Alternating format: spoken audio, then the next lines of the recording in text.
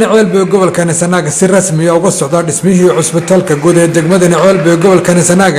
ay hore u dhagax dhigtay jaaliyada dalka dibadiisa ee ka soo jeeda gobolka Sanaag oo ay ka socoto Khadija Faarax Xoday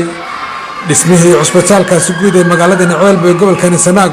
oo haatan dhismihiisii oo meel fiican marayo ayaa haatan waxa la taagay qolkii hooyada iyo dhallaanka ee cusbitaalkaasi injineer Xamed Xasan Cali Xasan oo ka mid ah injineerada dhisaya cusbitaalka guud ee degmadani Ceelbu ee gobolka Sanaag oo maanta kula kulmay isagoo markaasi shaqadii ku jira ayuu iga warbixiyay marxaladda uu cusbitaalku uu ku bilaabay iyo haatan meesha uu marayo fiican bay u socotaa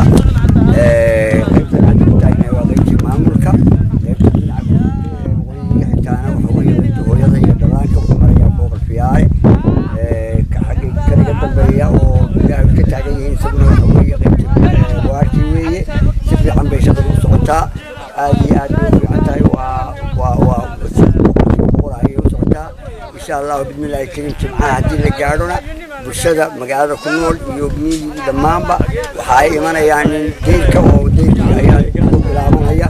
أو نكبر السنة هاي سياسيو هاي تاي حالتي برشة ودمو يوضي إيمانا يعني ديك جمعة الوضية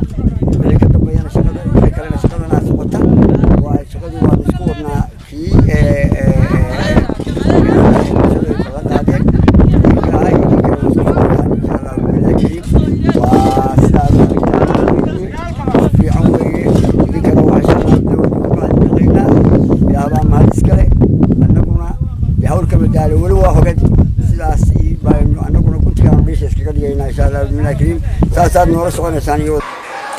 isbitaalka guud ee ku yaala degmadani Ceelbu ee gobolka Sanaag oo haatan dhismihiisa uu ka socdo ayaa marxalad fiican haatan maraya waxaana la taagay qolkii ugu horeeyay ee loogu talagalay hooyada iyo dhallaankeeda hore ayaa bulshada ku nool degmadani Ceelbu ee gobolka Sanaag gaar ahaan hooyada iyo dhallaanka waxay xaalad caafimaad iyo xaaladda umulashada marka ay joogto ayaa waxay u doonan jireen magaalooyinka kale ee ka baxsan degmadani Ceelbu ee gobolka Sanaag ay ka mid tahay Boosaaso Baran Garowe iyo waliba meelo kale oo fara badan waxaana haatan la filayaa cusbitaalkaasi inuu haatan wax ka bedeli doono baahidii caafimaad ee bulshada ku nool magaalada Ceelbu iyo nawaaxigeeda iyo waliba tuulooyinka ku dhow markaasi iyo kale fara badan ay ka daboolo cusbitaalkaasi Axmed Abdullaahi Ciise Axmed Cashuur degmada Ceelbu ee gobolka Sanaag.